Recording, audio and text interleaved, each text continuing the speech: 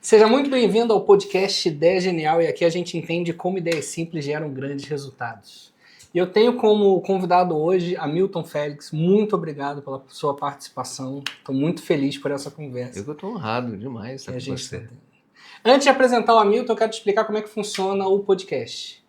Ideia Genial, então, e como ideias simples geram grandes resultados, o nosso convidado vai contar um pouco da sua história, principalmente sobre os obstáculos que ele enfrentou na vida e como ele conseguiu superar esses obstáculos. E o grande objetivo aqui é que você possa aprender com essa história. O meu papel nesse podcast é justamente, quando a gente identifica uma estratégia dessa, explicar para você qual foi o contexto por trás, como é que você pode compreender a estratégia usada para que você consiga aplicar na sua vida também. Grande Hamilton. Muito bom. Conta um pouco para nossa audiência um resumo da sua história. Tem que ser resumo, né? Porque ela é longa. É mais de 30 anos essa jornada. Aliás, antes de você contar, você trabalhou numa empresa que tem um gráfico que eu uso o tempo todo, que é a curva da inovação. Todo mundo fala, né? É tipo quando você fala de aspirina, né? Acho que é o grande problema da Merck é a aspirina, porque todo mundo só lembra da aspirina. O Gartner é a mesma coisa, só lembram do gráfico, né? Do Gartner, né? Mas é muito mais que isso. Na verdade, essa história do Gartner, ele vem na fase da restauração, né? Eu venho de uma história de uma área técnica. Eu era um cara de eletrônica, depois migro para a área de tecnologia, de TI, com meus 16 anos de idade. A informática, né? Eu brinco que o Bill Gates foi o cara que me ajudou a chegar até aqui, foi o primeiro passo, né? Então eu acho que eu tenho uma fase assim muito técnica, que eu era aquele menino do laboratório, né?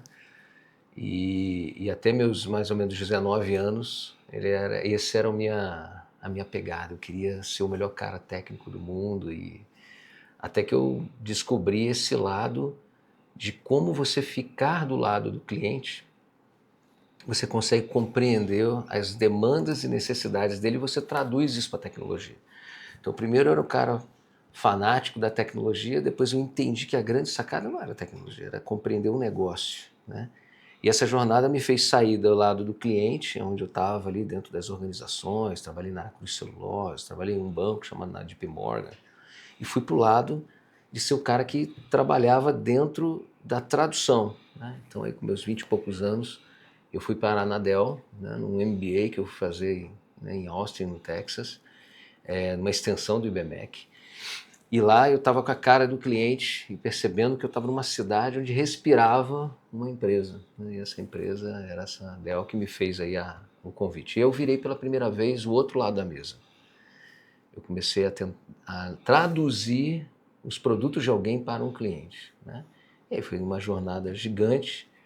Foi quando eu tive a oportunidade de viajar para tudo quanto é lugar, morei em vários lugares, né? Morei na Argentina, morei no Chile, fiz um monte de operações fora do Brasil, no Brasil, e até que veio o comichão empreendedor, né? Em algum momento eu olhei para aquilo, né, quando estava já com quase meus 30 anos de idade, num processo, né, de aquisição, já tinha me tornado presidente de country manager das operações, e por último eu estava numa empresa de software. Nesse momento eu tive a oportunidade de ir para o lado, né, de participar de uma empresa aqui de Brasília, para se tornar diretor-geral, ter participação, tudo mais. E foi quando eu vim para Brasília. Então eu vim para Brasília com 30 anos, então eu estou com 50, 20 anos em Brasília. Você chegou aqui mais ou menos na mesma época que eu cheguei em 2002, 2003? Eu fui um pouquinho mais, né, 2006, né, 2005 aí, né, mais ou menos. E aí nesse período foi um período que eu integrei uma organização que aí rapidamente depois eu montei o meu negócio para atender e ser um parceiro da Dell aqui em Brasília. E aí foi uma jornada empreendedora, né? Então eu brinco que primeiro eu fui um grande técnico, depois um grande comercial e depois um empreendedor. E aí nesses 8 anos, na verdade era uma empresa, né, que eu me associei, que era da minha esposa, e nós tínhamos operações muito claras do que fazíamos, e foi assim uma das maiores escolas. E tivemos muitas alegrias, e acho que em tudo, né? Porque esse período, né, todo mundo olha e fala assim, é maravilhoso trabalhar dentro do cliente. Você tem angústias. É maravilhoso você ser líder, você tem angústias. Maravilhoso trabalhar no multinacional, tudo tem um lado bom. Agora, o ponto do empresário é a solidão. E aí, você percebe que a tua história, ela é uma história que funciona, serve para muita coisa. Na verdade, o teu diferencial como empresário, ele vai começar dessa tua história pregressa. Ou porque você empreendeu, nunca trabalhou em outro lugar, desde sempre foi processo de aprendizado, ou você trabalhou num lugar e você trouxe alguma coisa. Porque você tem uma tese, né? Se você parar a pensar, os números no Brasil são o quê? 50% dos empresários, eles nascem porque foram mandados embora. Então ele não foi planejado. Não foi busca de desejo, foi fugir de uma dor maior que é... Precisou começar a fazer alguma prestação de serviço e começou. Desses outros 50%, pouquíssimos foram os caras que se planejaram exatamente para fazer um processo, né? E aí você vê, um cara que trabalha em multinacional, executivo, tudo, e você parar a pensar, eu quase que fui numa de desempregado. Por quê? Porque era um processo de mudança como executivo, que eu poderia ter continuado carreira, e eu falei, não, agora eu empreendo. Então, se você parar a pensar, a pessoa raramente se prepara. Ah, mas eu tinha MBA, eu já dava aula, eu era um cara já conhecido como gestão e tudo mais. Você nunca está preparado, né?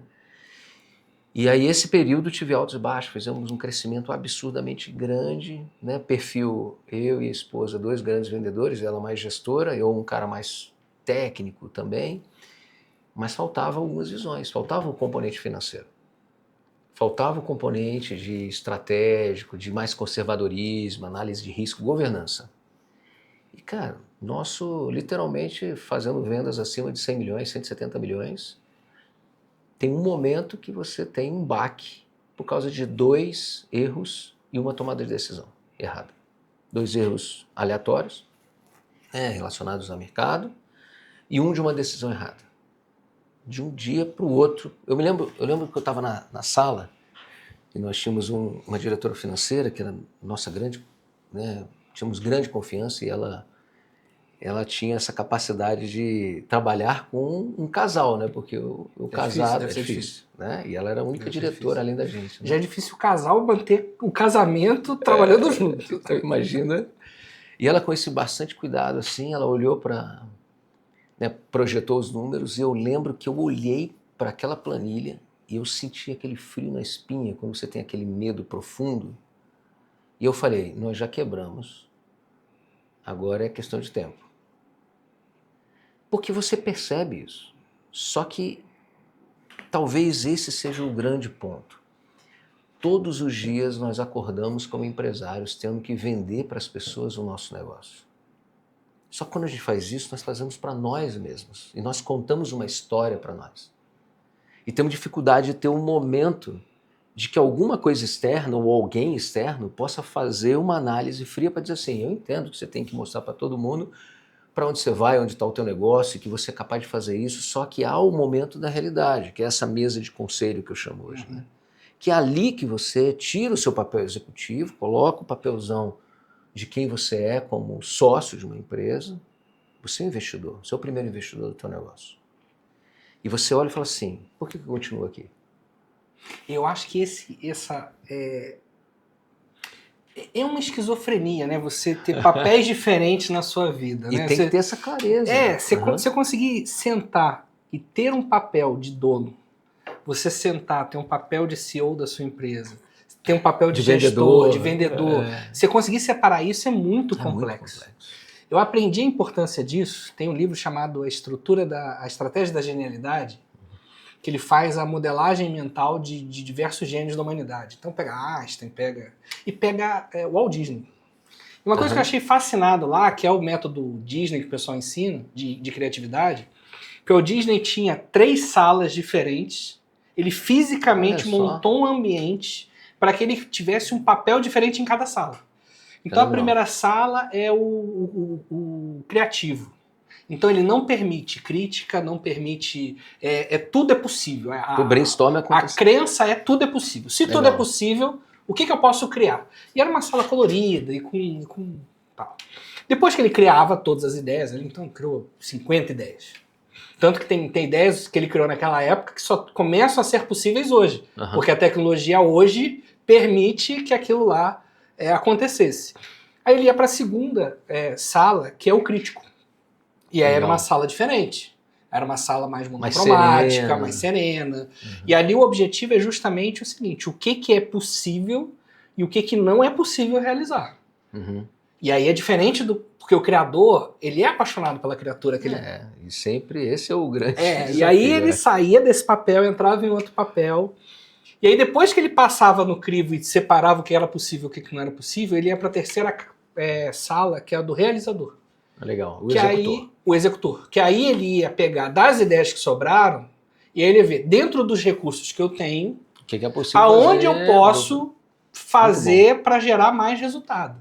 Porque no final das contas, gestão é isso. A gente nunca terá todos os recursos que a gente precisa para gerar todos os resultados que a gente quer. Então a gente tem que escolher onde a gente vai aplicar. E aí, do realizador é que ele saía.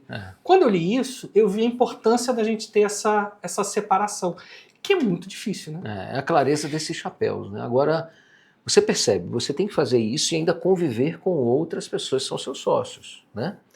E esses sócios têm que vir na mesma...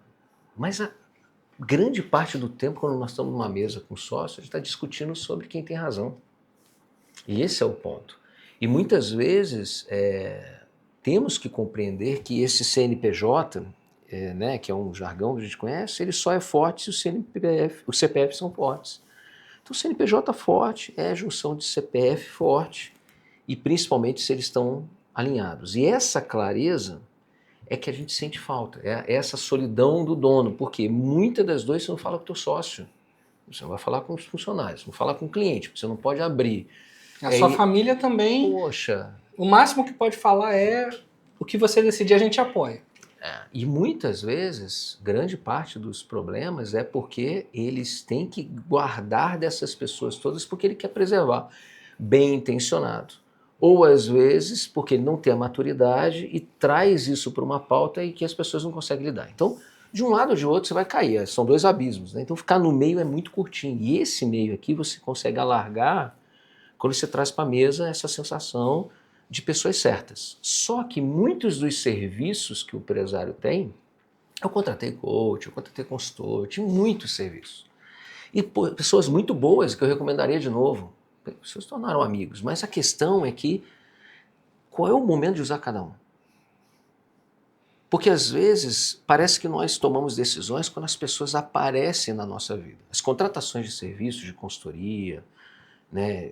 Normalmente a pessoa está num cenário, aí ela parece que ela acha que é uma resposta divina, às vezes até é, mas na maioria das vezes é um cenário de uma situação, de umas circunstâncias. Então eu estou passando no Instagram, vejo um curso, aquela famosa história do algoritmo, eu estou falando o tema, aparece alguém, nossa, é a solução do meu problema, e aí pior do que você não tratar é você usar o remédio errado. E esse cenário que eu percebi... remédio errado mata. Bom, mata, né? Veneno, né? A dose define remédio e veneno. E o que a gente vê muito hoje? Muita gente apostando e confiando nas coisas sem fazer grandes diagnósticos. Isso eu passei por muito. E numa dessa, tomei, e basta uma decisão, no caso nossa, 3. Cara, vimos um inferno. Vimos 2 anos ao qual eu tive que sair do negócio, voltar para o mercado para ser um executivo, a esposa continuar no negócio, porque foi o negócio dela, porque eram 2 negócios, um dela e um meu, que a gente juntos faziam vendas. O negócio dela era o grande negócio de volume, e o meu ele era o adjacente, onde tinha um pouco mais de margem, mas um volume menor. E nesse cenário, então eu saio e ela toca, ela continua, né, mantendo o negócio. E quando eu volto para o mercado, foi uma grande bênção assim, né, que a gente recebeu, porque foi o Gartner. Porque eu fui buscar no Gartner saídas e informações de como que eu virava o jogo, né? Eu era uma empresa de tecnologia, o Gartner o grande, né, referência na área, e lá eu percebi assim, Hamilton, né, eu me lembro de, hoje é óbvio, a gente ouve muito nos Instagrams, mas tinha coisas que até algum tempo atrás você não ouvia nos corredores, e uma delas ninguém vai colocar dinheiro num negócio para pagar suas contas. Parece óbvio, mas tem gente que vai estar ouvindo esse podcast aqui e está lá achando que a solução do negócio dele é achar alguém que vai pegar e vai colocar o dinheiro para pagar as contas dele, fazer o negócio dele funcionar. Só tem um cenário que eu vejo isso acontecendo, porque eu já passei por isso, de ver. E aí, qual foi? É um modelo de negócio muito errado, num mercado com baita potencial, Que E aí que você... um ajuste você modifica. Só que, quando você tem essa percepção e você vai entrar nessa empresa, você já entra com a intenção de tirar o CEO de lá, porque ele levou a empresa para o buraco. Ou às vezes, como você falou, na verdade é só um processo de aprendizado. Então tem os investimentos, mas eles não são saudáveis. Não. É que, na verdade, a pessoa acha que ela vai ter alguma coisa. A salvação dela é... E Brasília, uma coisa engraçada a maior parte das empresas em Brasília tem um grande percentual de dependência do governo. Sim. E eles acham que constroem um ativo. Mas contratos de governo, a maior parte das vezes, para um investidor, ele não é, poucos são investidores que percebem que isso e não é é só o ativo. contrato direto que gera essa dependência.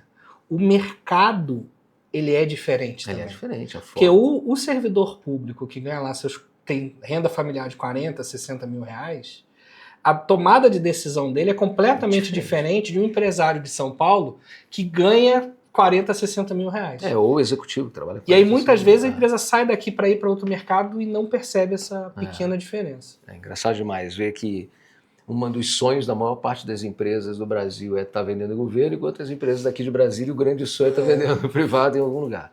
Mas olha só, o que fez nesse momento fazer uma grande sacada? A oportunidade era entrar no Gartner para trabalhar na divisão de aconselhamento para os empresários de tecnologia. E o Gartner até então, o grande ponto dele era ajudar os diretores de tecnologia que consomem tecnologia. E eu estava numa divisão, que era uma divisão nova e tudo, que era focada em ajudar o empresário de tecnologia. Então, eu sentava num lugar onde eu era o cliente antes.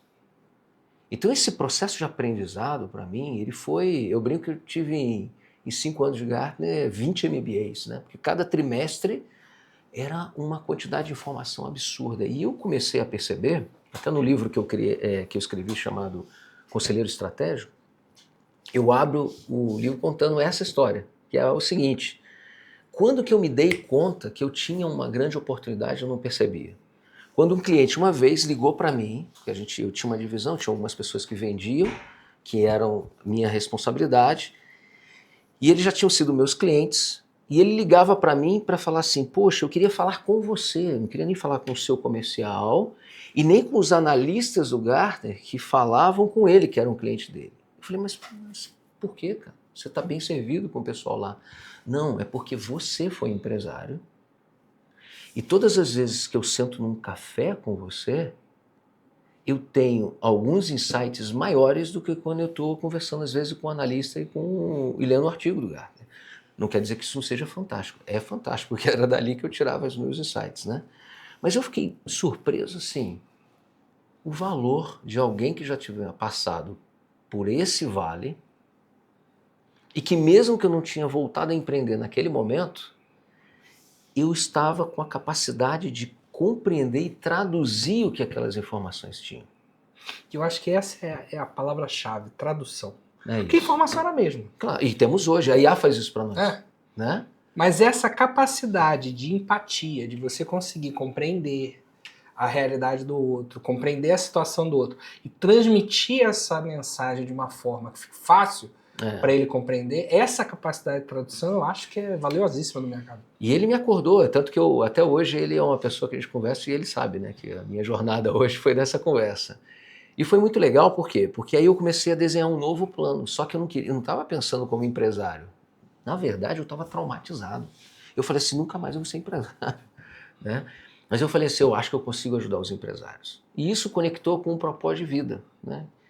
Porque isso começou a se tornar algumas coisas que no meu coração, eu e a minha família sempre tivemos. Né? Então, por exemplo, sempre cuidamos da nossa vida social de famílias, de pessoas, porque nós passamos por isso. O quanto que, seja a situação pessoal, seja emocional, seja financeira, seja a questão empresarial, como que uma família ela foi impactada. E eu comecei a olhar e falar assim, peraí, eu acho que é isso que eu fui chamado para fazer, sabe? No fim das contas, essas décadas de conhecimento me ajudariam. Só que eu precisava me mover do Gartner, então eu me movi para uma outra posição, para uma outra empresa, que foi para a DocuSign, eu fui vice-presidente com uma condição que eu começaria a atuar como conselheiro. Eu encontrei nesse papel de conselheiro organizacional um evento de conselho consultivo, que é exatamente essa estrutura de família, que toma as decisões como sócios e que às vezes não tem essa governança e estrutura, que tem uma gestão às vezes baixíssima, uma maturidade de gestão baixíssima, e que senta à mesa e começa a tomar decisão e ela vira muito mais uma briga de família. Eu percebi que esse conselheiro independente, quando ele senta nessa mesa, ele começa a dar definições, ele começa a criar essa clareza, ele chama esse papel. Então, o sócio, o patriarca que já começa a olhar para o filho que tem um olhar em outro negócio, você começa a ver um monte de situações, ou um monte de sócios com objetivos diferentes, um monte de executivos dentro das empresas puxando o negócio por meio deles, né? Porque você começa a confiar nos seus braços direitos, e é claro que você tem que fazer isso, só que a gente tem que entender que ele tem uma parcialidade. E uma das coisas que o Gartner me ensinou é como é maravilhoso sentar numa mesa de maneira imparcial. Porque eu posso te dizer exatamente o que é. Não há uma agenda sem um oculta. envolvimento emocional também com aquilo ali, né? E aí outro papel interessantíssimo é que eu entendi que eu só ia conseguir fazer isso para minha escola, que era de tecnologia, que era um cara que tocou décadas na área de vendas. Então eu entendi que eu ia ser um cara que sentaria numa mesa, falaria para empresários de tecnologia sobre como melhoraria vendas. E eu comecei a perceber que o meu olhar financeiro era maior do que a maioria. Que quando eu sentava numa empresa do agro, eu tinha insights que ele nunca viu. Só que quando eu comecei a sentar na mesa do agro, na mesa da energia, das empresas de energia de serviço advocatício, de saúde, eu comecei também a coletar coisas lá que servem para o cara de tecnologia. Então esse processo começou a me olhar e eu falei, puxa, é isso que eu quero. Eu vou dedicar minha vida. Então teve um dia que eu lembro, a minha esposa, de manhã eu tinha uma reunião, né, e essas empresas que eu estou falando são empresas que eu me apaixonei, tive alta performance na maioria delas, mas na DocuSign, no último ano eu não tinha performance. Meu coração já estava em outro lugar, né? E eu lembro que minha esposa de manhã olhou para mim e falou assim, que reunião você tem hoje, agora pela manhã? Porque quais eram as minhas agendas? Ou eu botava muito cedo a reunião de conselho para não atrapalhar minha agenda com a DocuSign, ou eu tinha às vezes uma agenda muito cedo com a DocuSign porque eu terminaria para poder à tarde, fim da tarde à noite, ter uma reunião de conselho. Então nessa época eu já tinha 2 ou 3 empresas que eu aconselhava, e ela olhava para mim e começava a fazer assim, o que você tem hoje de manhã? Aí até um dia eu cheguei e falei assim, vou compartilhar a agenda com você. Ela falou, não, eu estou avaliando o dia que você tem alegria e o dia que você tem peso. E eu estou dizendo uma coisa para você, por que você não vive disso? E não porque a DocuSign é o problema, ou ser executivo, isso é fenomenal. Fiz 30 anos de carreira fazendo isso.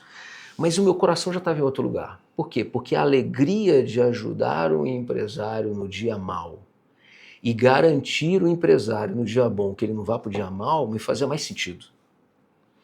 E tem uma definição de alegria que o Clóvis de Barros Filho fala muito, que eu acho fantástico, que é alegria quando te dá um estado de energia, de potência maior. Isso é muito legal. Então não tem como você ser produtivo, entregar resultado se não tiver alegria, se não tiver esse brilho. E aí o que começou a acontecer é que eu via muita gente tentando fazer isso e não tinha clareza. Por quê? Porque as pessoas começaram a utilizar desse papel num vale. Você tem um vale que hoje é atender as grandes organizações. Então um executivo com o meu papel, ter passado por algumas organizações, um currículo muito legal, a tendência natural é falar o seguinte, eu não vou olhar para isso aqui, não vou olhar para a pequena e média empresa, eu vou trabalhar a grande empresa. E ele se frustra. Por quê? Porque se tem muita gente boa de C-Level que sai dessas organizações, vão ser exceção que vai ser contratada por eles para estar numa posição de conselho. Então a maioria ganha e vira consultor, e esse consultor também se frustra. Por quê? Porque esse nível de organização ela está madura o suficiente para ter executivos dentro de casa que fazem muitas vezes o papel.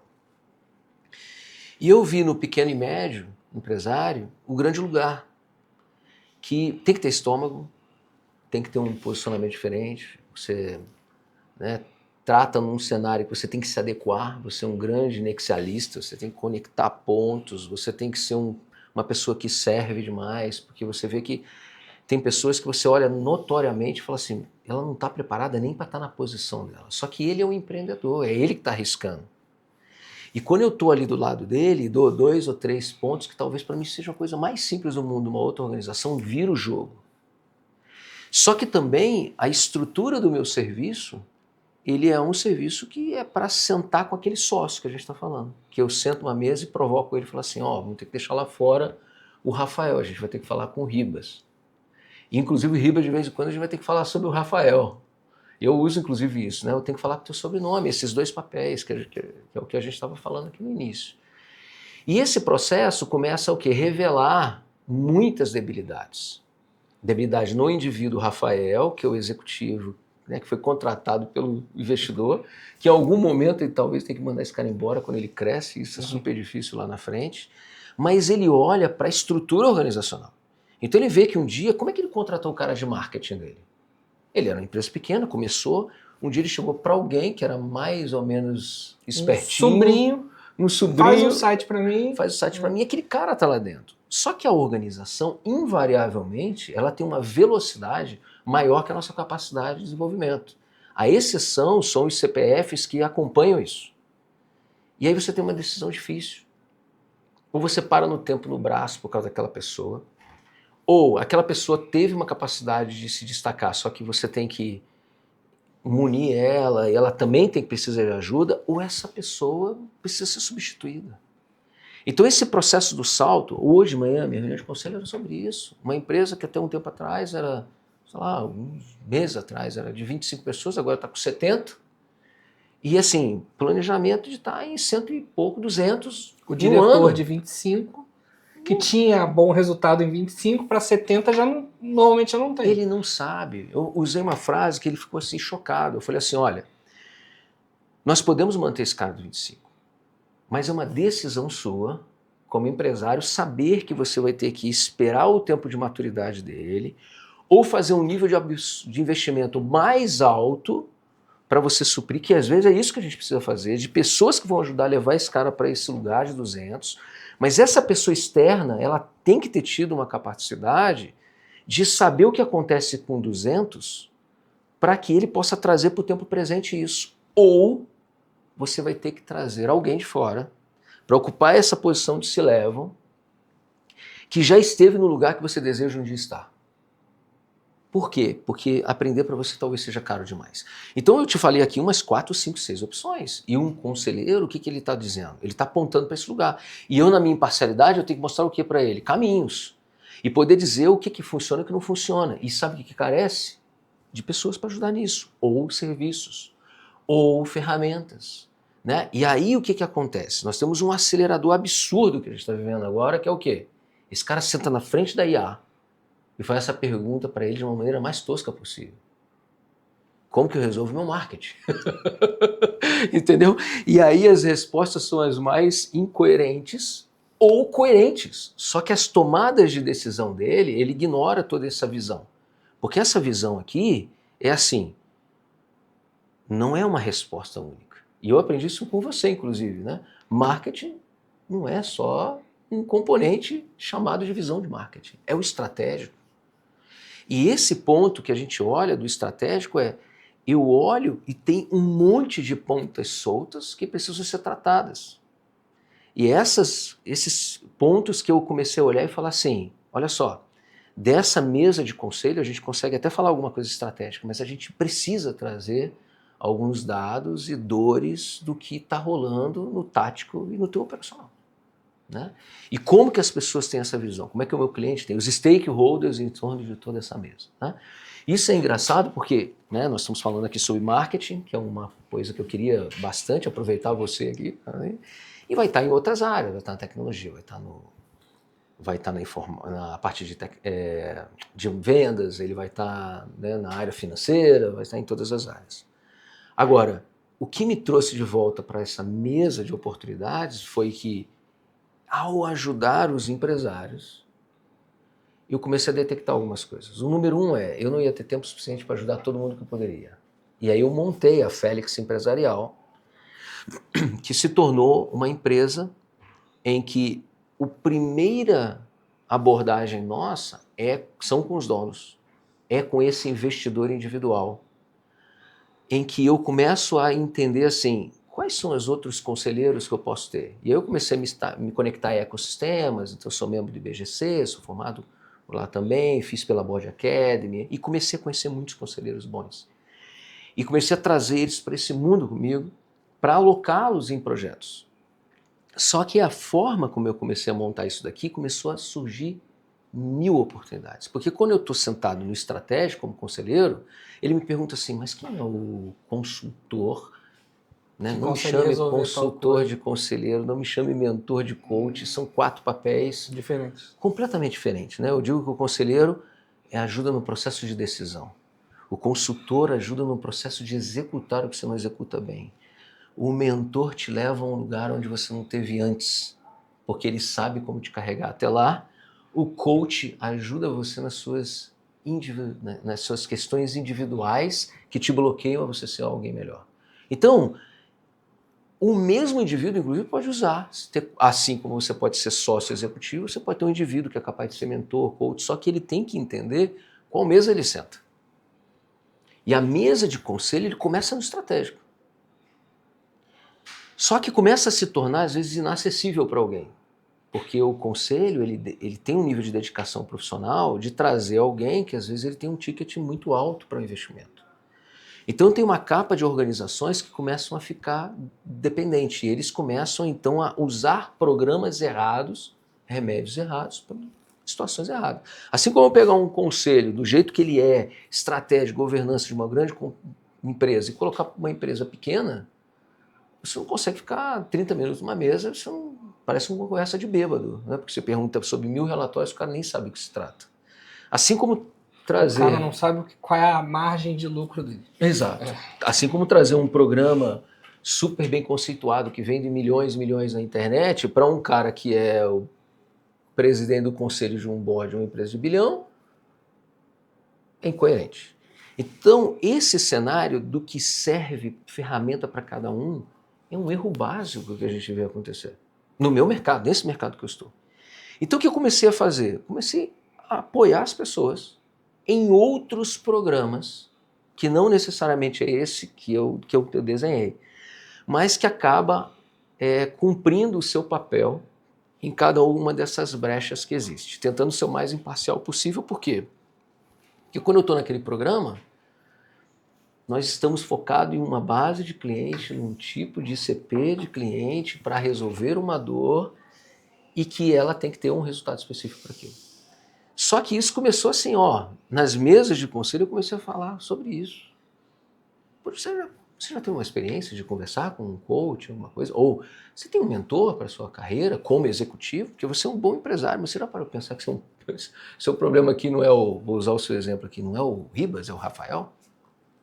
E aí você vai ver que ferramentas de mercado servem para essas empresas também.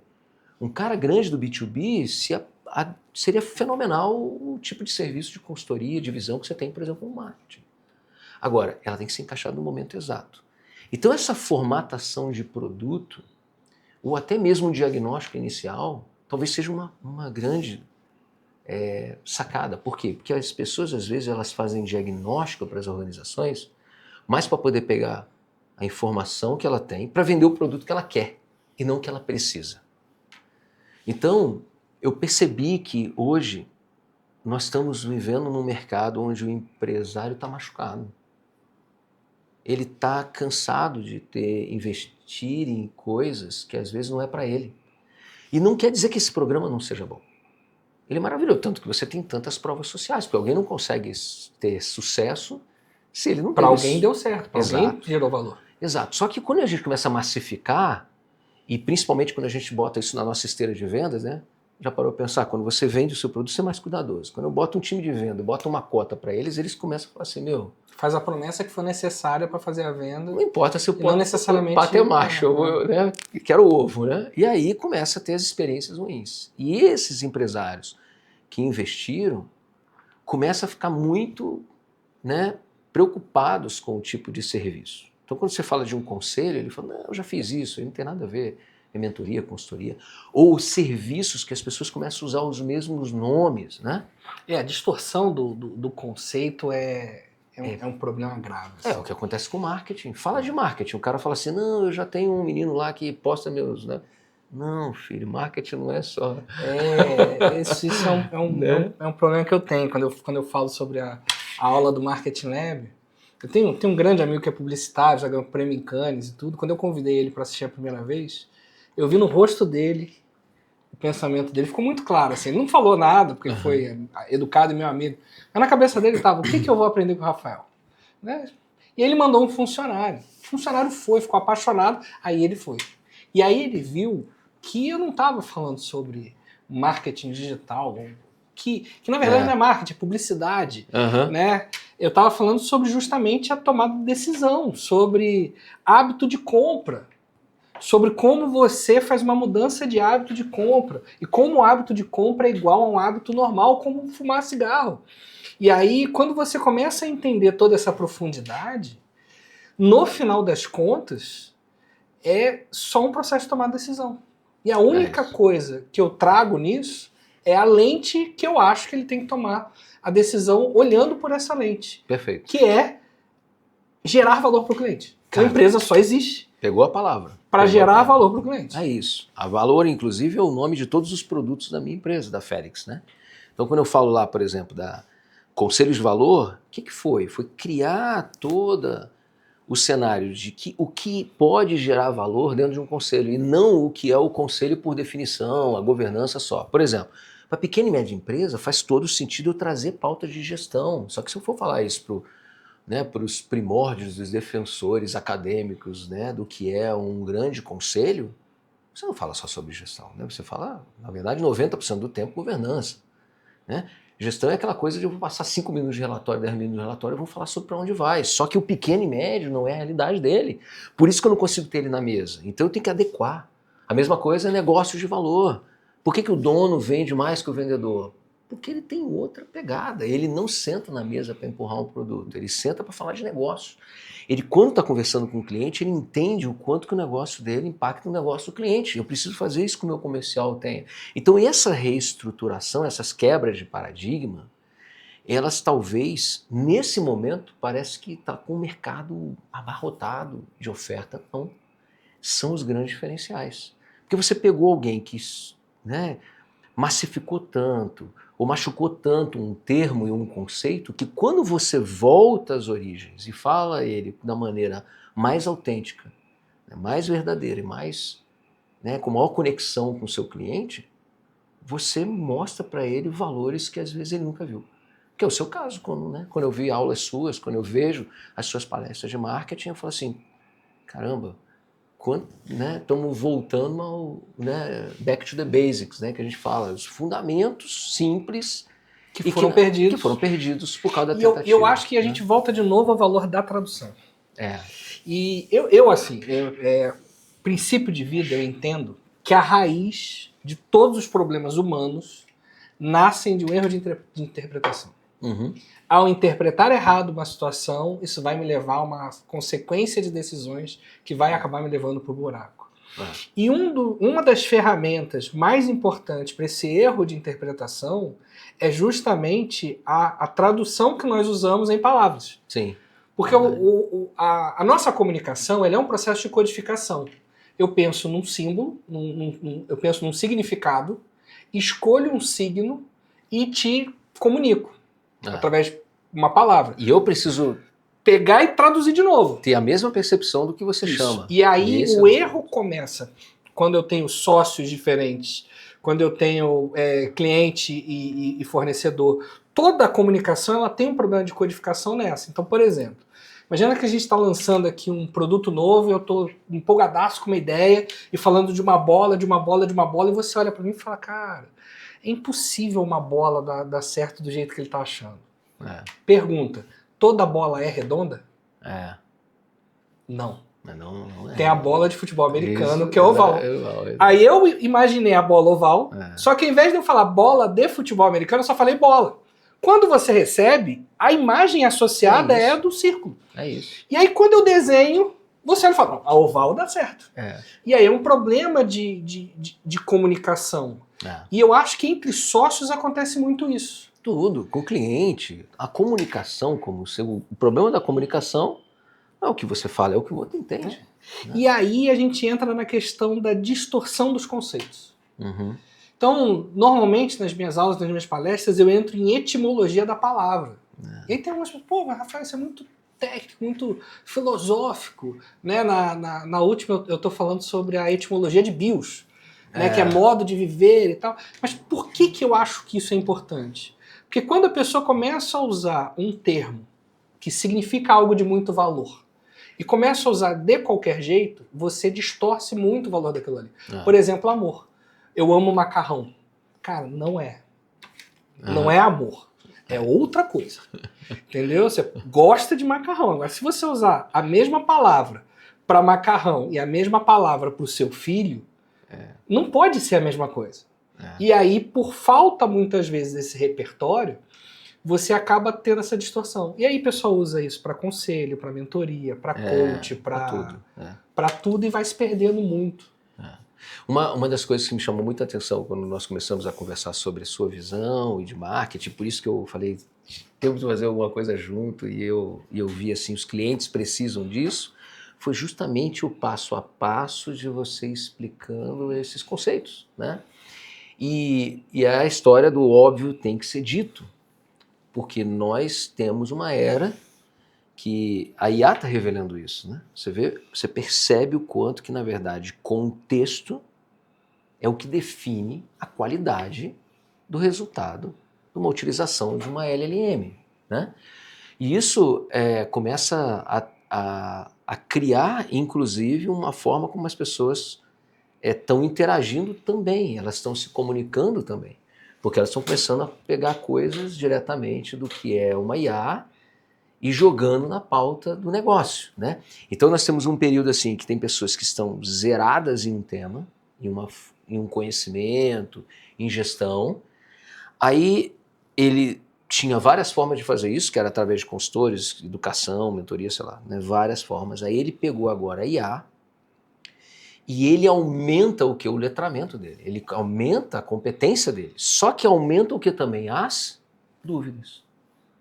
Por quê? Porque ao ele colocar isso, o fato dele ter respostas e ele começar a colocar coisas, essa segunda parte do comando são interpretações, obviamente, cognitivas, que ele não construiu, porque ele encurtou caminho. E isso serve para qualquer coisa. A gente está falando aqui dos serviços, né, de marketing, de consultoria, gestão e governança. Então isso tem um lado bom. Não, a gente tem uma percepção que é ruim, né, para o mercado. A gente vai ficar sem mercado, cara. Na verdade, eu acho isso maravilhoso. Toda inovação só tira do mercado os ruins. Exatamente. Os bons permanecem. Quem, na verdade, vivia daquele cenário, né, que era... Só que agora, o que acontece? Nós temos um desafio e que a entrega ela tem que ser o quê? De mais qualidade. Mais valor. E temos que, inclusive, utilizar a própria IA. Temos que usar a informação. Temos que usar... Agora, mais do que nunca, a gente precisa de pessoas mais seniors. E eu passei isso há pouco tempo, veio uma empresa, uma startup que está lançando, e os caras são muito bons de IA, e montaram e me apresentaram lá o plano de marketing deles e queriam um orçamento para executar o plano. Quando eu li o plano de marketing, se torna autoridade. O que é autoridade? É isso.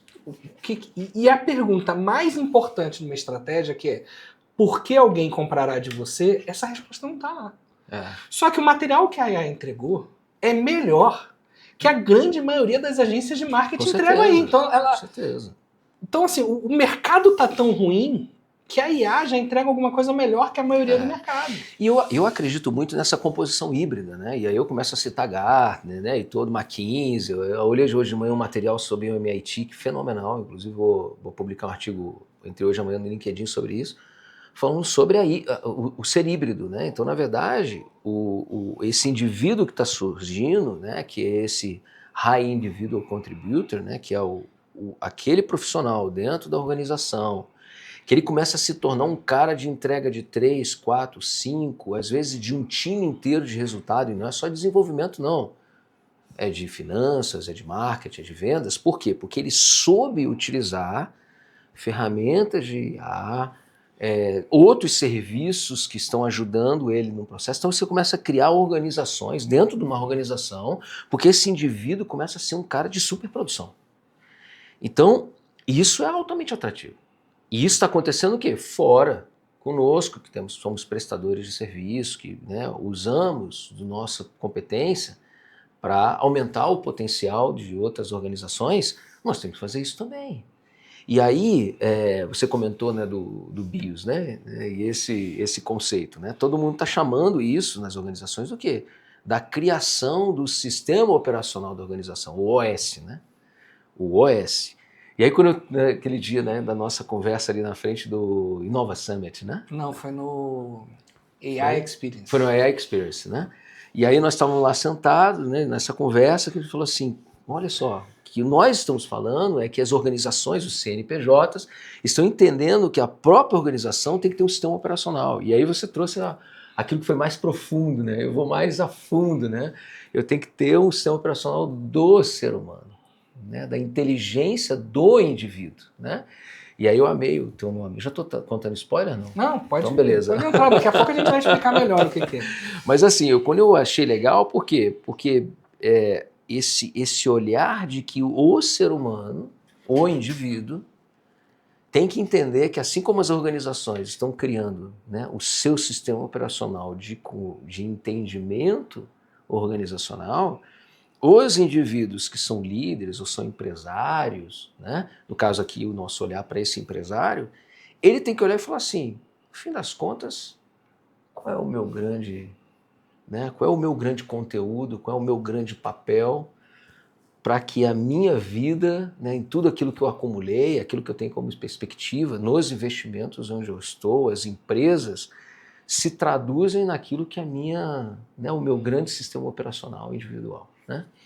Então, eu acho que nós estamos num momento de reestruturação da forma como cada profissional, cada empresário, cada organização se reinventa nesse mundo. Porque ele está em construção. E aí eu acho que é importante a gente pontuar para a audiência o seguinte. É aquela história de percepção, né? Como eu interpreto vai determinar como eu vou ver as coisas. E você pode olhar para a IA como uma substituta ou como uma potencializadora. Eu tenho uma grande amiga chamada Lígia Zottini, que em 2003, eu acho, ela já estava na IBM na época, ela escreveu um artigo que era o seguinte, a diferença entre know-how e know-who. E na época ainda se falava muito de know-how, saber como. O cara de alto valor numa organização era quem sabia como executar aquilo lá. E aí ela estava falando justamente dessa migração. De saber saber quem. Isso. É quem que eu vou chamar, que é o que você estava falando do conselho. Poxa. Quando você faz um diagnóstico ali, você entende qual é o estágio de vida daquela empresa, composição da sociedade, você sabe qual é a próxima emergência que eles precisam resolver e traz uma pessoa para aquilo. Ela já falava nisso naquela época. E hoje ela montou uma empresa chamada Voices, que é sobre vozes do futuro. Que ela vai justamente ter um grupo ali de pesquisadores para imaginar como é que vai ser esse cenário futuro. Como é que... E ela tem uma linha que eu acho muito fantástica, que ela sempre bateu na tecla de que a tecnologia veio para nos tornar super-humanos. Então hoje, com uma boa IA, você tem uma memória muito melhor do que tinha antes. Só o smartphone já tinha trago uma memória melhor, né? Porque a gente não lembra mais de telefone ninguém, já tá tudo ali na... Mas uma IA bem construída, ela pode te tornar um cara muito melhor. As minhas primeiras experiências com a IA, eu fiquei muito frustrado. Porque eu tratei a IA como eu tratava um funcionário, que é passar direção. Normalmente é isso, né? Você passa a direção e tal. E assim, quando você está disposto e comprometido a ter um resultado de alta performance e a equipe não acompanha, é frustrante, né? Que você precisa ter o tempo, esperar o tempo daquela pessoa. E aí, em algum momento, eu não lembro de onde saiu isso, eu me perguntei, cara, mas se eu pudesse criar 10 mentes do Rafael? Pô, isso me ajudava muito. E aí eu passei a tratar a IA em como é que é a lógica do meu pensamento. Como é que eu construo o contexto e faço o raciocínio lógico de construção e passei a tentar fazer isso com a IA. E aí muda o resultado completamente. E existe assim, um cuidado muito especial, né? Porque tem pessoas que elas estão bloqueadas ainda. Boas pessoas, muito inteligentes, que elas não estão sabendo lidar com isso. E você tem que precisa de tradução. Precisa de tradução, né? Porque é o modus operandi, é a forma como você interage, né? A famosa história de... me deram um telefone com vidro, né, e não com teclinha. Né? Então tem um primeiro baque, Só que o que a gente fala da IA, o nível de potencial disso, ele está no processo de construção. Ele não alguém chegou para a gente e falou assim, deixa eu te apresentar o smartphone, e todo mundo está se acostumando com uma nova forma, e às vezes tem um update. Está tudo em transformação, né? Agora, você tem um segundo elemento, que é esse que está sendo bem interessante, que é o empresário, que de alguma forma ele já tinha um processo lógico, e ele conseguiu interagir com essa forma do comando, que é esse que sempre desejou alguém que fizesse as coisas do jeito dele. Então, quando ele está num processo de encantamento, mas também vai se frustrar, porque a gente sabe que tem uma limitação nesse processo. Então, está tudo se ajustando. Agora, o que a gente sabe que é o que nós vivemos hoje? Que a forma nova de entrega, ela está se transformando. Os processos de automação, que aí no fim das contas, a gente está falando de dados, processos, automação. Então, esse mundo é o mundo que vai se encaixar. No fim das contas, o que a gente está entendendo daquilo que a gente tem hoje é como que eu potencializo isso. E isso vem de histórico, vem de conhecimento, né? Vem da forma como você tem uma transformação digital na sua organização e a maturidade para você lidar com ele. A maturidade digital, da transformação digital, mas também da destreza digital das pessoas e o letramento que eu tenho que fazer para poder alcançar. Nesse processo organizacional, o que está acontecendo? Está tudo tendo que ser repensado. Então o grande ponto aqui é como que pessoas que já tinham dificuldade de fazer um planejamento estratégico, um planejamento de marketing, ela está tendo que sentar na mesa e tentando repensar futuro de algo que ela não estava nem acostumado e em colocar em prática, que sempre foi o grande problema da execução, né, de um planejamento, está todo mundo meio apavorado, gera ansiedade. Então eu vejo, é engraçado, porque a gente senta em conselhos para falar de óbvio, tudo isso que está acontecendo, do reestruturação dos negócios, né, nas mesas de conselho hoje está todo mundo às vezes assim meio... Então você tem estágios, e é engraçado, por quê? Porque você tem uma reunião de conselho que ele passa um período para a próxima vez você vai sentar com essa pessoa. Então você vê as emoções mudando. Um é assim, aí o outro está revolta, depois assustado, depois uma alegria profunda que começou a fazer alguma coisa. Então está nesse processo. Agora eu me pergunto, quem não tem essa ajuda? O que está acontecendo na cabeça de pessoas que veem as notícias, né? É o famoso Instagram. Né? Agora tem o ET, agora o mundo vai acabar, agora a IA está isso. Então, a gente está num processo do mesmo nível de ansiedade que a gente viveu na pandemia. Igual. Que a gente olhava e falava assim, eu não consigo entender tudo que está acontecendo ao meu redor, eu não tenho todas as informações, né? E as pessoas têm que entender simplesmente se elas fizerem bem o que elas sabem fazer como empresários, elas vão ter muito espaço. E que tudo isso tem grandes chances da gente conseguir evoluir como organizações. Mas o ponto é que as coisas que antes poderiam ser ignoradas, elas não podem agora. Mais. Então, alguém que fala assim, meu negócio funciona, eu sei, eu vou lá, eu faço, mas ele não tem um mínimo de estratégia, ele precisa se preocupar. Se ele não tem um mínimo de informação para poder chamar alguém para poder analisar o negócio dele melhor, para onde vai, ele está com problema. Ignorar a inovação, está com problema. Então, o básico sempre foi dito, está sendo cobrado. Agora, né? Basicamente é a mesma coisa, se a gente for fazer um paralelo, a saúde. Sempre se falou sobre saúde, sobre se cuidar, só que hoje é como se fosse uma base. É basicamente o seguinte, a humanidade toda vai ter longevidade menos você, porque você está virando a exceção, porque antigamente quem se cuidava era a exceção, agora quem não se cuida é a exceção. Então, o que acontece com a organização antigamente a exceção é quem tinha um planejamento, quem pensava marketing, quem estava posicionado, pensava em gestão e governança, e agora o processo de tudo que está acontecendo será uma exceção quem não fizer isso. E aí esse cara está fadado ainda mais rápido à morte. Então esse é o momento. E aí eu vejo também que a importância de voltar ao básico, ao fundamento. Todo mundo está querendo a maçã pronta lá.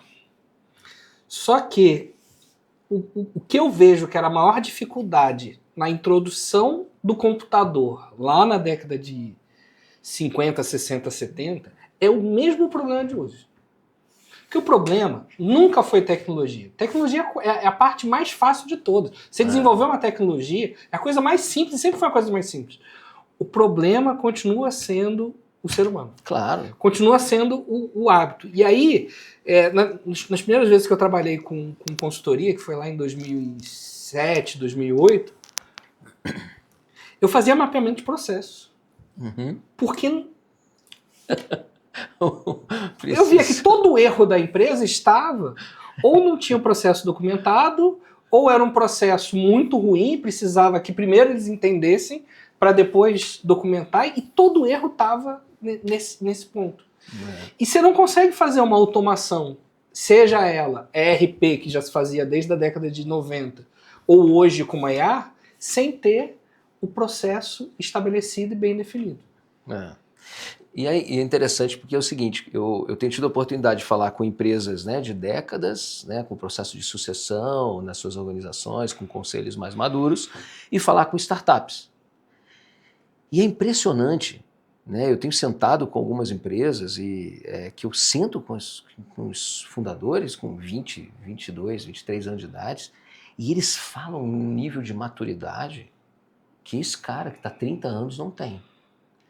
Eu não posso ignorar isso aqui, por quê? Porque esse cara que tem uma história... Construiu que seria, cara, um foguete na mão deles. Só que o que eles têm aprendido do zero, por quê? Porque eu não consigo mais lançar uma organização com um mínimo de coisa que seria foguete na mão desse pessoal. Então, eu tenho dito o seguinte, estamos em uma era com várias gerações, com gerações que priorizam coisas diferentes. E se nós soubermos, né, utilizar um pouco de aprendizado de cada um deles, nós temos uma boa receita de sucesso, né? E aí essa questão é tão real isso que quem mais potencializa hoje, quem está no mundo aprofundadíssimo da IA, é quando o cara consegue conectar cabelo branco, pessoas de cabelo branco dentro do seu negócio. E esse cara aqui que hoje fala assim, meu Deus, mas eu tenho um negócio super estável, eu tenho um avanço tremendo dentro do meu, eu sou líder no que faço, ele ganha um potencial quando ele traz a pessoa da inovação para dentro dessa estrutura, né? Como que se complementa, né? Você falou um termo antes que eu acho fantástico, é o nexialista. Que eu acho que é a mente mais rara do mercado. É alguém que consegue, primeiro, compreender assuntos muito diversos e, principalmente, consegue encontrar nexo em assuntos diversos. E para você conseguir fazer uma organização onde tem o cabelo branco e tem um menino de 20 anos, você tem que conseguir construir esse nexo. E aí eu acho que é o mais complicado. Um grande evangelista desse tema é o Walter Longo, né? Então, foi com ele que eu aprendi. E eu tenho um livro dele que ele vai fazendo ali umas metáforas, né, sobre, inclusive com o mundo da IA, sobre a navegação e tudo mais, né? E ele vai explicando essa questão das conexões, dos pontos, né? Então, uma vez eu estava refletindo com um desses empresários sobre isso, né, tentando explicar para ele por que a experiência de vida, né, dele, a história dele, ajuda muito no processo de tomada de decisão, de conexões, e como que isso é importante, né, para o mundo de inovação hoje com IA, porque ele sabe fazer as perguntas, né, ele sabe criar o contexto, né? Por isso essas experiências desses empresários estão sentando na frente de uma IA que escreve código com vibe coding ali, né, tudo na frente dele. Por quê? Porque ele não sabe nada de programação e talvez não saiba nada do que é token, mas ele começa a escrever de uma maneira e a construir esse mapa, esse nexialismo, né, essas conexões e todo esse cenário, que ele tira e coloca ideias, né, geniais, né, ideias simples, que vão gerar resultados assim imediatos para ele ali. Ele não pode ficar nisso, porque não é suficiente. Eu até brinco com algumas pessoas, né? Algumas pessoas falam assim, o que você acha do Vibe Code? Isso não vai para frente. Eu falei, está sendo maravilhoso. Porque ele está criando os laboratórios com as pessoas que mais sabem. Só que ele vai chegar no limite que ele fala assim, agora eu preciso de uma empresa para desenvolver isso. Agora eu preciso de uma pessoa de marketing para botar a evoluir a ideia mínima que eu fiz aqui. Só que ele consegue testar tudo numa velocidade muito rápida. Exatamente. Ele vira um final de semana aprendendo o que precisa aprender. Exato. Então assim, a única certeza que a gente tem é que o mundo está mudando. Aliás, De novo, né, eu sou fã dos fundamentos, né? Heráclito de Éfeso, há 2000 anos antes de Cristo, já falava que a única constante no mundo é a mudança. Sim. E a única certeza que a gente tem é que o mundo está mudando cada vez mais rápido. E aí, quando a gente vai olhar para frente, para qualquer planejamento, eu tenho que, no mínimo, pensar em cenários de futuro. E esse cenário de futuro, que lá na década de 80 a gente conseguia fazer planejamento de 10 anos, de 15 anos, hoje em dia, às vezes, é para a semana que vem. E aí, como é que a gente faz um planejamento num cenário que a gente não sabe como é que vai ser o futuro? Excelente pergunta. A gente tem experimentado, por exemplo, né, nos conselhos, eu digo que o conselho, ele é o guardião do planejamento estratégico. Né? Porque você pegou um planejamento, estruturou, e o conselho deveria ser aquele que fica olhando assim, ei, peraí, você está prestando conta da tua gestão e da tua governança, você está indo para esse lugar? Você pode ter toda a liberdade do mundo como empresário, ou a gente ajusta o planejamento, ou você ajusta os executivos que estão executando isso daqui. Então esse processo, né, de accountability, né, essa prestação de conta é um dos pilares do que é uma boa governança de um conselho. Né? Então, esse accountability, ele às vezes pode acontecer numa empresa pequena, uma startup de menos de 10 funcionários e vai acontecer na empresa gigante. A forma como eu irradio isso funciona. Só que o que você falou, não dá para eu ter mais a expectativa que o planejamento ele é imutável, estático e que ele não tenha esse processo de você, baseado em algumas coisas que estão acontecendo na tua operação, você não muda. E inclusive as plataformas estão começando a fazer isso, né? Elas começam a ajudar você nesse processo dessa dinâmica, né? Então esses experimentos que a gente tem mais recentes e as mudanças, o que acontece? Se o meu cliente muda mais rápido, eu tenho que mudar mais rápido. Se o meu cliente e eu mudar mais rápido, meu fornecedor muda também. Se nós fazemos isso, o governo muda também, né? Então você está fazendo o quê? O ecossistema começa a agitar as águas, né? Então esse cenário é assim, não há uma opção. Porque antigamente eu fazia assim, como você falou, boto um cenário, vou executar, tenho um cliente e o mercado mais ou menos tem um acordo meio que de tempos, né? Eu fecho números, planejamentos de 3 anos, fecho números anuais, eu consigo fazer revisões trimestrais, eu consigo tá ali batendo fechamento de número contábil mensal. Os bancos mudaram. As operações transacionais funcionam 24 horas. Eu tenho gente vendendo enquanto você está dormindo. Né? As IAs estão trabalhando enquanto você executou um comando e você daqui a pouco vai revisar ele lá para frente. Eu tenho agentes de IA monitorando agentes de IA sobre atividades de IA. Né? Então esse processo, ele é assim, como que nós cada vez mais damos comandos? Por quê? Porque a escala é impressionante. Eu lembro quando a gente trabalhava na Dell, nosso processo era just in time. A Dell ela tem um grande conhecimento por causa disso. Então nós não tínhamos estoque. Então como é que era o meu concorrente? Né? Nessa época, Compaq, HP, IBM, não existia Lenovo, né? Não existia isso. Então eles fabricavam as máquinas em lote. Então eu fazia 1000 máquinas, mandava para o distribuidor ia vender para alguém. Né? O modelo da Dell como era? Né? Eu recebo uma ordem e cada ordem de compra é uma construção de uma máquina individual. Então, quando eu tenho alguém na linha de produção, eu vou olhando e eu vou fazendo aquilo. Então, num cenário tributário. Né? Só que o que acontecia? Uma coisa é eu pegar um lote de 1000 máquinas e eu falo assim, se elas foram feitas todas da mesma maneira, eu vou pegar 3, 4, 5 máquinas e eu tenho uma amostragem.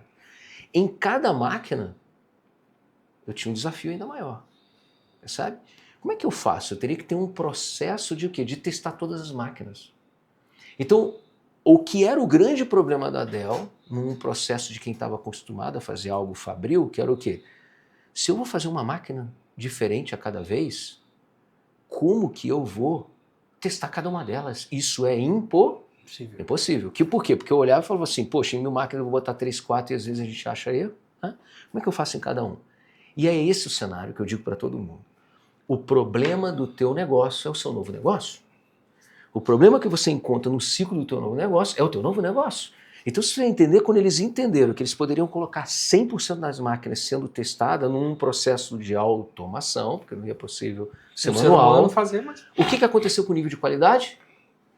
Absurdamente melhor. Então, a gente entregava uma máquina construída de individual para cada usuário, em cada lugar, porque cada máquina era um novo pedido, com um nível de qualidade, de MTBF, de tudo relacionado a você acertar muito maior do que aquele que fazia ontem. Então, o que nós temos hoje é a probabilidade dos nossos planejamentos serem extremamente mais efetivos, vão ser o quê? Muito maior. Hoje, basicamente, a gente olha e fala assim, isso é impossível. Por quê? Porque se eu pegava um planejamento para poder definir o meu ano e eu não conseguia fazer isso, só que se eu tenho que lidar com a mudança constante de tudo que está acontecendo com o mercado, nós vamos ter que enfrentar isso de uma maneira diferente. Eu vou ter que fazer o meu empresário olhar e falar aquilo que é a sua frase, que eu amo, que é o quê? Qual é o único papel do dono? Do dono. Tomar decisão. Tomar decisão. Então o que eu tenho é, se eu tenho tudo automatizado, se eu tenho funcionários compreendendo como lida com isso, se eu tenho os meus fornecedores lidando com isso, e eu tenho formação e dashboard, eu preciso tomar decisões. Mas e eu acho que esse é um grande, a grande mudança nesse tempo. Porque lá, década de 60 e 80, você tomava uma decisão estratégica, você revia a cada 3 anos, a cada 5 anos. Aquilo foi reduzindo. Hoje em dia você está tomando diariamente. Nesse caso da Dell, você já estava tomando ali no minuto a minuto. Quando o tempo que a minha decisão ela perdura, ele reduz, eu acho que a gente tem que sair do ponto que são as variáveis voláteis e ir para os pontos que são universais, porque existem princípios que são atemporais e universais. Princípio é isso, né? Princípio é algo que é atemporal e é universal. E valor é aquilo que é temporal e momentâneo. É isso. Então, o que é um princípio universal? É aquele que serve aqui, serve na China, serve nos Estados Unidos, serve em qualquer lugar. O que é atemporal, que serve ontem, hoje, amanhã e vai continuar servindo? E existem esses princípios.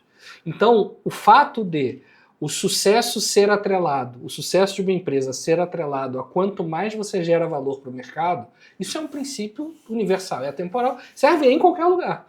Então, se a minha decisão for baseada em princípios, a chance dessa decisão me gerar um bom resultado é muito maior do que se ela for volátil nisso. E aí a gente precisa ir para esses fundamentos, para esses princípios.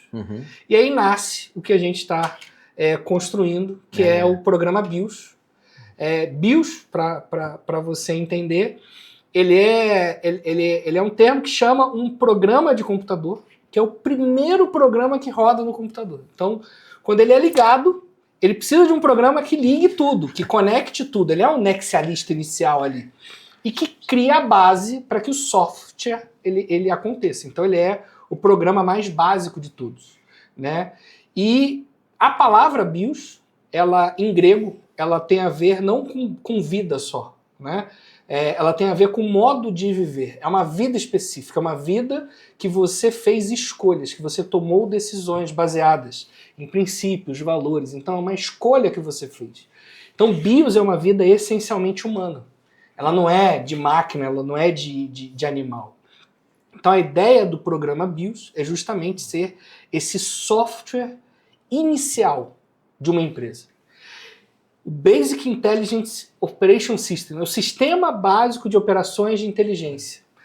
E esse sistema, ele acontece dentro do cérebro do dono da empresa. Porque você, quando você foi empreender, você tinha uma ideia. Às vezes essa ideia era confusa. Mas você foi fazendo e ela foi ficando mais clara e foi dando certo e foi dando errado. E na tentativa e erro você acabou organizando aquilo. A questão é que antigamente, tentativa e erro, a gente tinha tempo para errar, aprender, corrigir e continuar sobrevivendo. Hoje em dia um erro pode matar uma empresa de um dia para o outro. O erro hoje está muito mais caro nisso. Então o que a gente precisa saber de fundamentos e princípios? Primeiro, nenhuma empresa sobrevive sem receitas. Então, para uma empresa sobreviver, ela precisa ter receitas.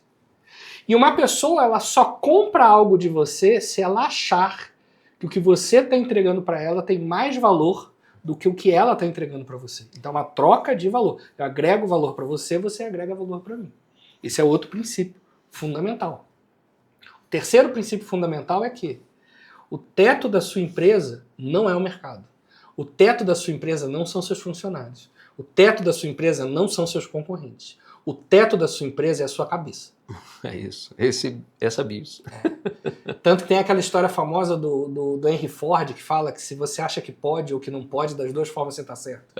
Então é isso. Então, se você não acha que é possível que a IA agregue valor no seu trabalho, ela não vai agregar. Vai definir exatamente o que você Se estabeleceu. você acha que é possível, você tem a chance de conseguir. Então, a sua cabeça é o fator limitante de todo o processo. E é o fator limitante desde anticristo até hoje e vai continuar sendo o fator limitante daqui a 50 anos. Então, quando a gente se junta, qual é esse desafio, né? É justamente como é que a gente ajuda os empresários na parte mais fundamental e mais importante. Aquilo que é comum a qualquer empresário. Seja ele pequeno, seja ele grande, seja ele do tamanho que for. Como é que a gente ajuda não só esse empresário a ser um melhor empresário, mas também a ser uma pessoa melhor? Porque quando a gente ajuda a melhorar o sistema de inteligência da mente dele, necessariamente isso vai gerar consequência na vida dele. Então esse era o desafio. Como é que a gente vai chegar nisso? E aí a gente vem.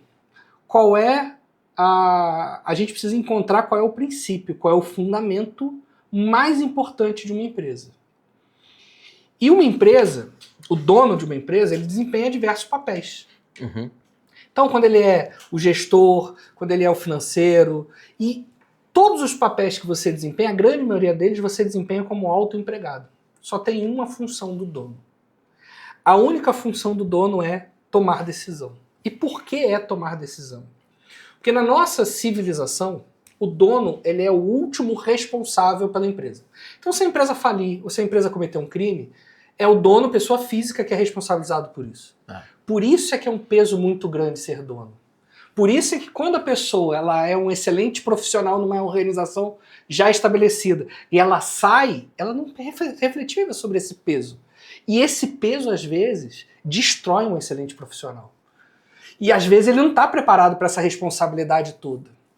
Então, ele é o responsável final. E na nossa civilização moderna, a responsabilidade ela é diretamente proporcional à capacidade de tomar decisão. Quanto mais eu tenho possibilidade de tomar decisão, mais responsável eu sou por aquilo ali.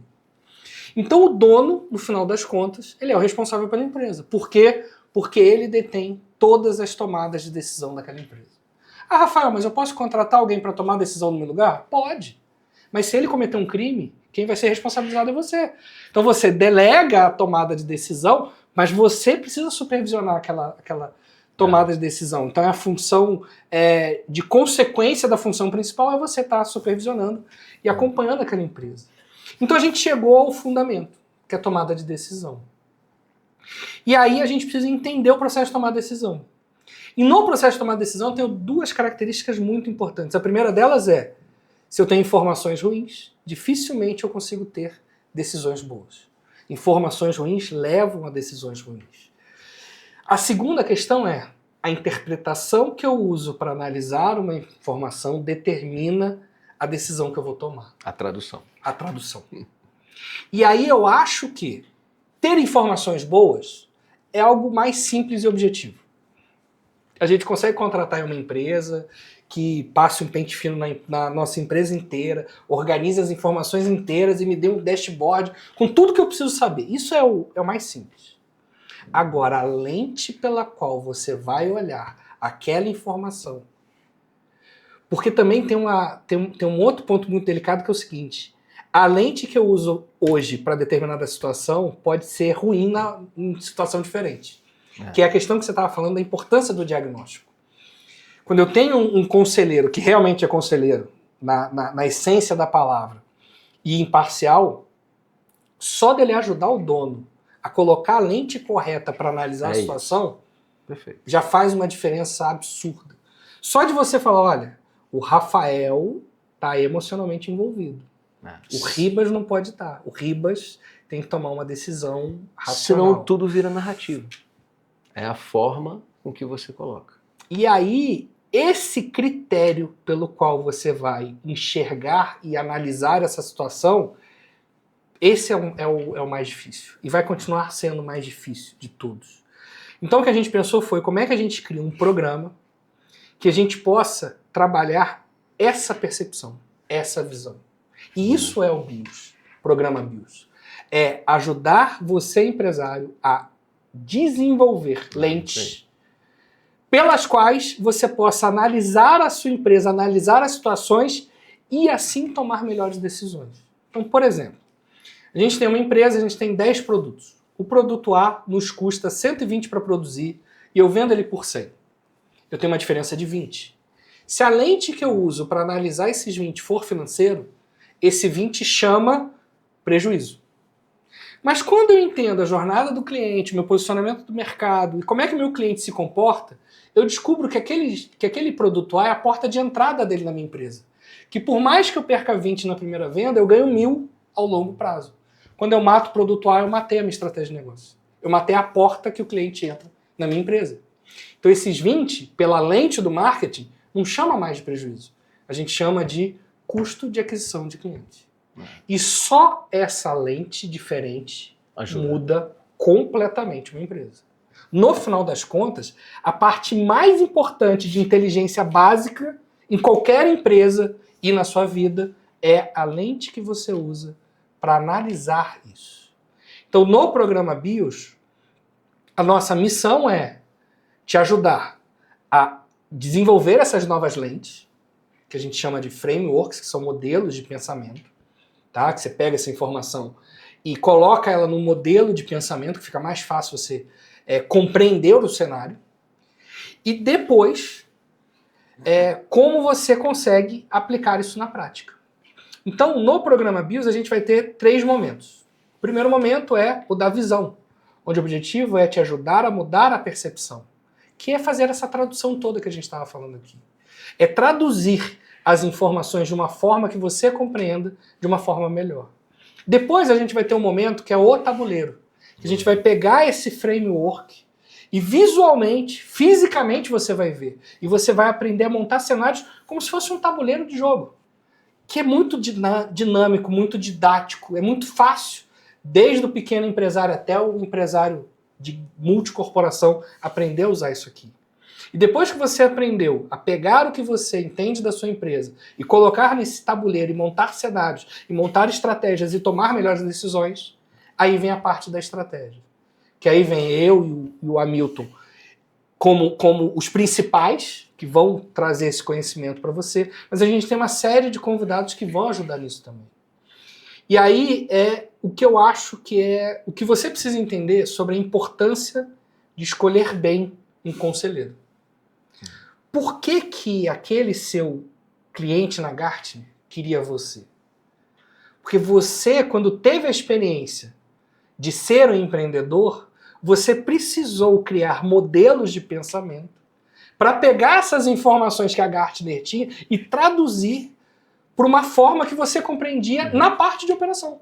Por mais que seja a mesma informação, ela aplicada num contexto, ela tem um significado e em outro contexto tem outro significado. Então, quando ele conversava contigo, você conseguia pegar todo esse conteúdo da Gartner e traduzir de uma forma que fosse útil para ele essa informação. Porque quando eu tenho uma informação que ela é muito complexa, ela pode ter o valor que for. Se ela não é útil para mim, ela não tem valor para mim. Então, quando você tem um conselheiro que tem essa expertise, o que ele fez na vida? Ele passou anos pegando um monte de informação e organizando na cabeça dele de uma forma que são esses modelos de pensamento. Então, quando o Hamilton vem, pega a sua situação em poucos segundos, em poucos minutos, a cabeça dele já organizou fácil aquilo ali. E também não tem um apego emocional, o apego emocional atrapalha muito isso. E aí você consegue ter aquele insight, aquela direção. Naquela situação que você estava falando da empresa que cresceu, mas o diretor não cresceu. Você rapidamente aqui explicou pra gente 4 cenários diferentes. A grande maioria das pessoas, ao olhar isso, ia ver 2 cenários só, que é mantém ou demite. Não existem outras alternativas entre esse meio tempo. Bom, aquela pessoa ela é importante, tem gratidão, tem lealdade, tem alguns outros valores, além da produtividade, tem. Então, vale a pena investir nela? Quanto está disposto a investir no desenvolvimento dela para que ela esteja pronta para o próximo passo da empresa? Pô, vale a pena. Então, já que decidiu qual é o plano de ação que a gente vai ter, vamos trazer alguém para estar do lado dela, para acompanhar, vamos trazer um coach, um mentor ou um conselheiro, papéis diferentes. Não, vamos fazer um treinamento com ela, vamos... O que vai ser feito? E tudo isso é uma árvore de decisões, que não é o simples só do demite ou mantém. Ela é muito mais complexa que isso. E quanto menos conhecimento organizado e tempo de framework na minha cabeça eu tenho, menos eu consigo ver opções. E aí a gente volta à questão da importância das palavras. Quanto mais palavras eu tenho para representar situações, melhor é a minha experiência de vida. Por exemplo, a gente aqui só tem uma palavra para neve, que é neve. Os moradores lá, os nativos do Alasca, que eu esqueci o nome, que moram Os esquimós? Os esquimós, parece que tem 52 palavras diferentes. Eles veem o mesmo negócio branco que a gente vê, e tem 52, para eles percebem 52 variações diferentes. E aí quando você vai ver um artista, por exemplo, um pintor, para você aquilo lá é vermelho, mas ele vê vários vermelhos. A gente vê isso com homem e mulher, né? Dizem que o homem só vê 7 cores e a mulher tem o rosa, o fúcsia, isso e tal. E eu achava que a gente não tinha essa percepção, até eu ter carro antigo. Um dia eu tava lá no encontro de carro antigo, aí chegou um amigo nosso com um carro novo, que ele tinha comprado, tal, tinha feito uma reforma e chegou com um carro novo. O cara que eu tô conversando aqui, ele virou pra mim e falou lá, amarelo Volkswagen 78. Eu falei, cara, não é possível. Não é possível. E chegou e era amarelo. Então, assim, o homem também tem, quando é interesse dele saber de cores, ele também consegue desenvolver essa percepção visual. Então, esse repertório, essa linguagem, esse glossário, esse dicionário que você tem, ou você gasta tempo desenvolvendo, e aí demora, ou você tem alguém que tenha isso e acelere isso para você. A única certeza que nós temos, a única constante do mundo é a mudança. E a única certeza que nós temos é que está mudando cada vez mais rápido. Então, talvez o tempo para você desenvolver sozinho esse repertório, ele já não exista mais. Você precisa acelerar disso. Talvez o momento da gente ter mentores e conselheiros na nossa vida está se tornando cada vez mais obrigatório. E conseguir encontrá-los vai ser difícil. Legal, muito bom. E aí, esse é o programa BIOS, que aí a gente vai deixar um link aí para você saber mais sobre como isso funciona. É uma iniciativa minha e do Hamilton, que eu fiquei muito honrado dele compartilhar um pouco dessa jornada para a gente estar construindo isso. E é algo que eu tô assim... sua esposa estava perguntando de felicidade, né?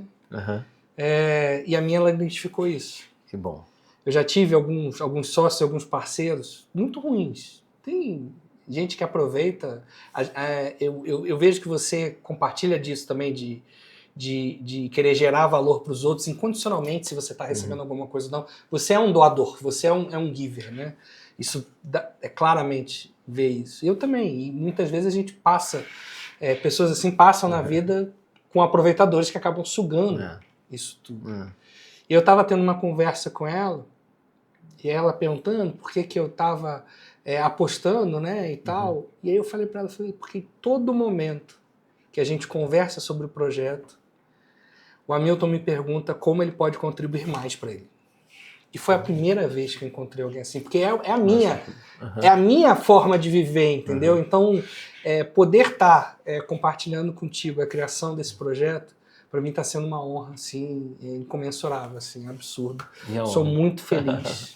Eu que agradeço nessa pela sua construção. confiança. Muito obrigado. E eu vejo em você esse coração, sabe? E enquanto nós estávamos falando aqui, poucas pessoas conseguem expressar de maneira autêntica e que conectem com as pessoas a mensagem. E você consegue perceber quando alguém está fazendo isso porque ele quer convencer alguém, usar de artimanhas, eu não estou dizendo, condenando isso ou não, mas é muito bom quando nós conseguimos fazer isso de maneira autêntica. E é isso que você trouxe, acho que para mim, e eu tenho certeza que para todos que assistiram o vídeo, esse desejo verdadeiro de conseguir ajudar nesse fundamento. E eu quero fechar lembrando aí, fazendo essa conexão, lá da fábrica da Dell, né, o que fez a diferença foi porque, ao invés de nós tentarmos usar por amostragem, nós fazíamos esse teste individual em cada um. E adivinha onde era esse teste?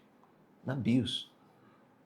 O teste da máquina, ele era na BIOS, porque quando eu testava BIOS... E estava funcionando, então? E estava funcionando, e ela falava com cada componente, com cada cenário, ela trazia esse resultado.